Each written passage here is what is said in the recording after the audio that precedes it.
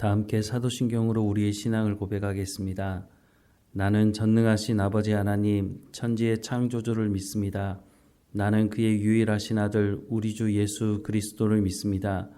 그는 성령으로 잉태되어 동정녀 마리아에게서 나시고 본디오 빌라도에게 고난을 받아 십자가에 못 박혀 죽으시고 장사된 지 사흘 만에 죽은 자 가운데서 다시 살아나셨으며 하늘에 오르시어 전능하신 아버지 하나님 우편에 앉아 계시다가 거기로부터 살아있는 자와 죽은 자를 심판하러 오십니다.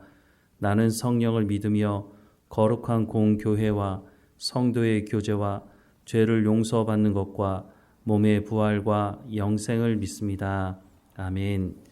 찬송가 286장 함께 찬양하겠습니다.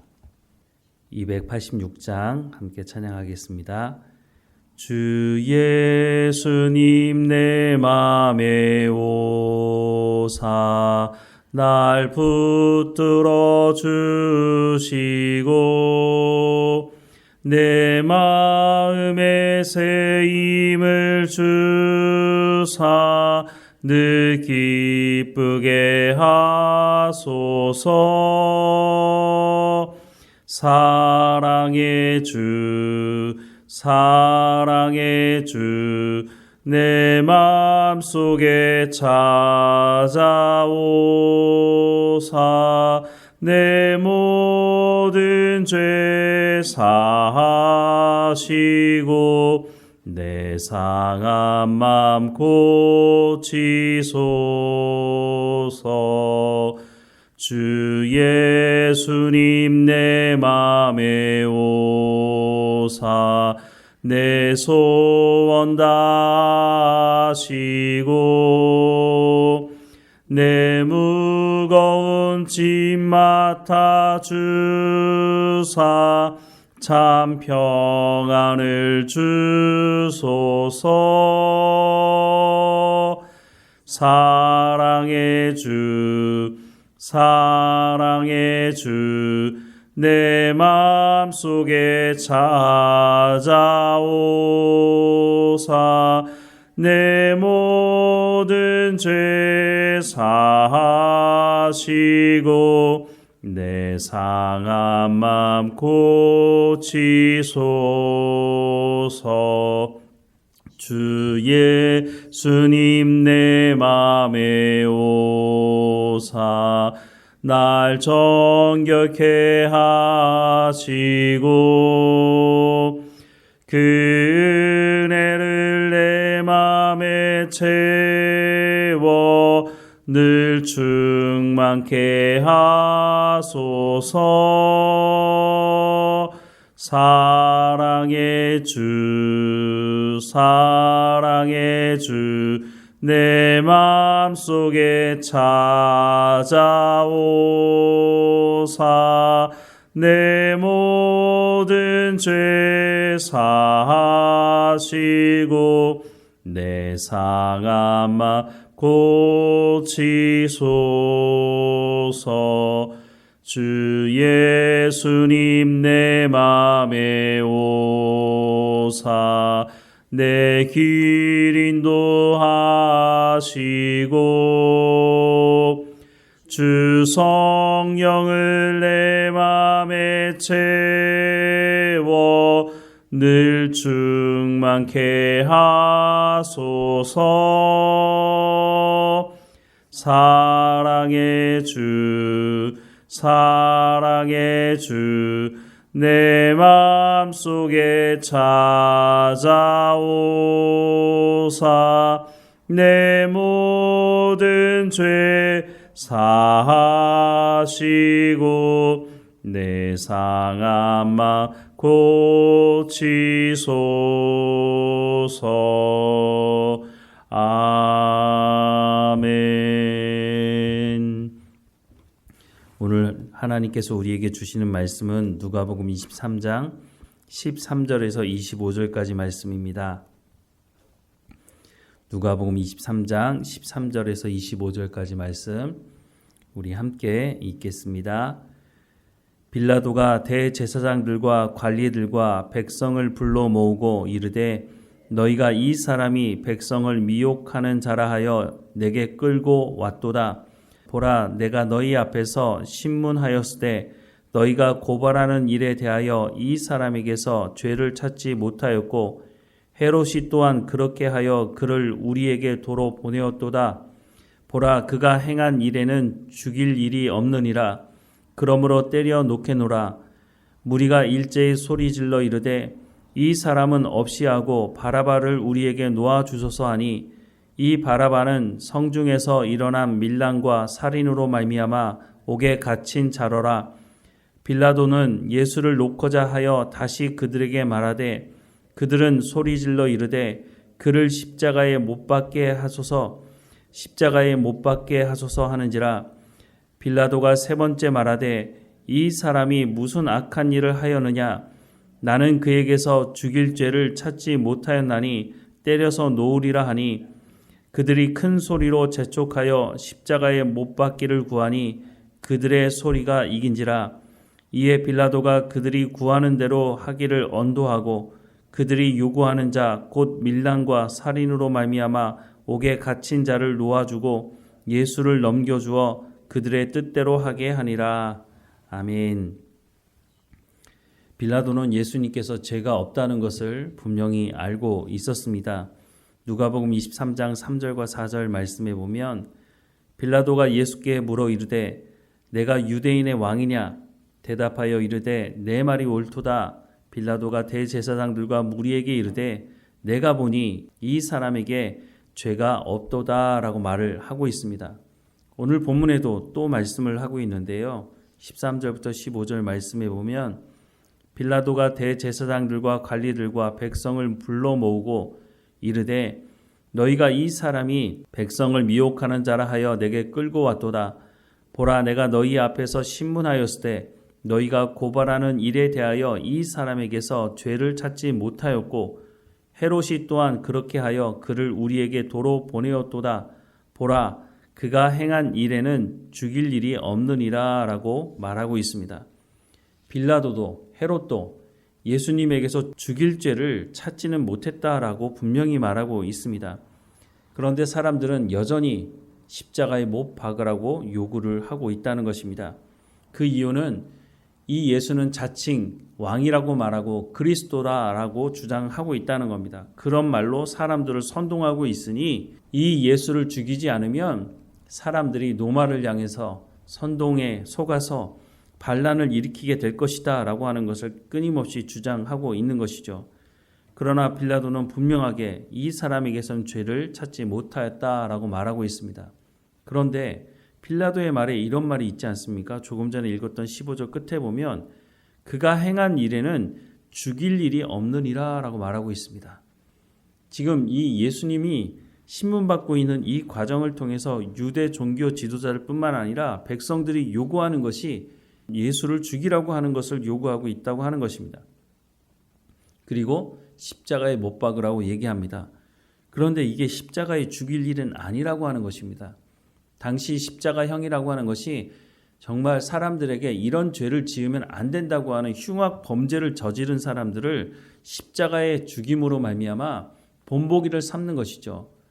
또한 노마를 향해서 대적하는 반란을 일으키는 이런 일들을 하는 사람들을 십자가에 못 박아 죽임으로 말미암아 다시는 노마에게 대항하지 못하도록 하는 본보기로 삼는 그런 죄를 집행하는 것이 십자가형이었는데 예수님을 십자가에 못 박으려고 하면 여기에 해당되어야 하는데 예수님에게서는 이런 모습이 전혀 보이지 않았다는 것입니다. 그런데 결국은 십자가형을 결정을 하게 됩니다. 이 말이 안 되는 것이죠. 빌라도도 이것이 말이 안 된다는 것을 분명히 알았음에도 불구하고 십자가형을 결정을 하게 됩니다. 그런데 왜 하필이면 십자가형이었을까? 그냥 죽일 수도 있지 않겠습니까? 교수형으로 죽일 수도 있는 거고 여러 가지 이유가 있지만 이전에도 한번 말씀을 드렸지만 유대 종교 지도자들은 예수님이 선지자로서 죽임을 당하는 것을 허락하지 않은 것입니다. 그렇게 했다가는 오히려 백성들로부터 더 많은 지탄과 유대 종교 지도자들을 인정하지 않는 일이 일어날 수 있기 때문에 그래서 십자가형을 선택하게 된 것입니다. 즉 예수님을 정치범으로 몰아서 저 사람은 선지자가 아니다. 너희가 이제까지 속아왔다라고 하는 것을 말해주고 싶어 하는 것이죠. 그런데 십자가형을 시행하려고 한다 하더라도 십자가형을 집행하려면 나무가 있어야 되지 않겠습니까? 그런데 십자가형을 바로 집행했던 것은 아마도 그날 십자가형을 진행할 계획이 있었다고 하는 것을 추측해 볼 수 있습니다. 오늘 본문에 등장하는 바라바가 이에 해당하는 사람이었다고 하는 것을 우리가 예상해 볼 수 있는데요. 19절 말씀에 보니까 이 바라바는 성중에서 일어난 밀란과 살인으로 말미암아 옥에 갇힌 자로라 라고 말씀하고 있습니다. 이 바라바가 십자가형을 당하게 될 사람이었는데 그 이유는 밀란과 살인 때문이라고 말하고 있습니다. 그런데 또 한 가지는 이스라엘 백성들, 이 유대인들이 지금 예수님이 아닌 바라바를 놓아달라고 요구하고 있었다는 것입니다. 흉악 범죄자였다면, 단순 강도를 저질렀던 사람이었다면 이 바라바를 놓아달라고 요구하지 않았을 것입니다. 아마도 밀란과 살인, 이것은 로마를 향해서 대적하고 유대 독립을 위해 밀란을 일으키고 로마 군인을 죽인 것이 아닌가 하는 생각을 해보게 됩니다. 그래서 유대인들이 예수님이 아닌 바라바를 놓아달라고 요구한 것으로 보여지는 것입니다. 어쨌든 이런 요구를 듣고 빌라도는 바라바를 놓아줍니다. 어쨌든 이런 것을 통해서 이런 소란스러운 모든 것들을 잠재울 수 있게 되었습니다. 어제 보았던 12절 말씀에 보면 헤롯과 빌라도가 전에는 원수였으나 당일에 서로 친구가 되었다고 말하는 것처럼 아마 이런 유대 종교 지도자들도 바라바를 요구하면서 유대 종교 지도자들이 빌라도와 서로 이런 야합으로 말미암아 서로의 이익을 챙긴 것이죠. 유대 종교 지도자들은 예수님을 죽임으로 말미암아 자신들이 누려왔던 그 기득권을 여전히 유지할 수 있을 것이고, 빌라도는 이런 소란스러운 것들을 잠잠하게 하고 자기가 통치하는 동안 큰 문제 없이 있다가 로마로 돌아갈 수 있으니 서로 상부상조하는, 서로의 이익을 챙기는 그런 결정을 내리고 만 것입니다. 그런데 그 이후로 어떻습니까? 오늘 우리가 예배를 시작하면서 사도신경을 고백하는데 그 사도신경 안에 빌라도의 이름이 등장합니다. 본디오 빌라도에게 고난을 받아 십자가에 못 박혀 죽으셨다고 하는 이 모든 책임이 빌라도에게 있다고 하는 것을 전 세계에 있는 그리스도인들이 이 신앙의 고백을 할 때마다 빌라도의 이름을 고백하고 있지 않습니까? 자신의 이익을 위해서 내린 결정 때문에 빌라도는 오늘까지 그리스도인들에게 욕을 먹고 있는 것입니다. 당장 자신 앞에 있는 이익을 쫓아가는 그것이 역사 속에서 이렇게 욕을 먹게 되는 일이 될 줄 그가 어떻게 알았겠습니까? 하지만 분명한 것은 자신의 이익을 쫓아가는 사람들에게는 이런 불이익이 이후에 있게 될 것을 말씀해주고 있는 것이죠. 유대 종교 지도자들도 마찬가지입니다. 이 사람들이 AD 70년에 로마로부터 예루살렘이 완전히 초토화되는 일이 일어날 것이라고 누가 예상할 수 있었겠습니까? 이들이 당장 눈앞에 보이는 이익을 쫓아갔지만 결국은 모든 것을 잃어버리는 일이 벌어지고 말았다는 것입니다. 모두가 다 눈앞에 보이는 이익을 쫓아가다가 멸망의 자리에 서게 된 것입니다. 오늘 이 시대도 마찬가지입니다. 자신의 이익을 쫓아 살아가는 사람들을 통해서 세상이 정의롭지 못하고 세상이 불의한 것을 보게 됩니다. 그때 많은 사람들이 이렇게 말하는 것을 듣습니다. 하나님이 계시다면 어떻게 이런 일이 일어날 수 있느냐라고 말을 하는 것이죠. 어느 시대나 있었던 것이지만 그러나 생각해 보십시오. 만약 이런 악을 쫓아 자기의 이익을 쫓아가는 사람들이 판을 치게 된다면 세상은 이미 무법천지가 되고 말았을 것입니다. 물론 하나님께서 최종 심판을 앞두고 있지만 이렇게 악을 행하는 사람들에 대해서 하나님이 그냥 침묵하고 모르는 채하고 끝까지 그렇게 계시지는 않는다는 것입니다. 역사 속에서 하나님은 최종 심판을 앞두고는 있지만 그래도 그 속에서 하나님은 하나님께서 행하시는 심판을 여전히 이루어 가고 계신다고 하는 것입니다.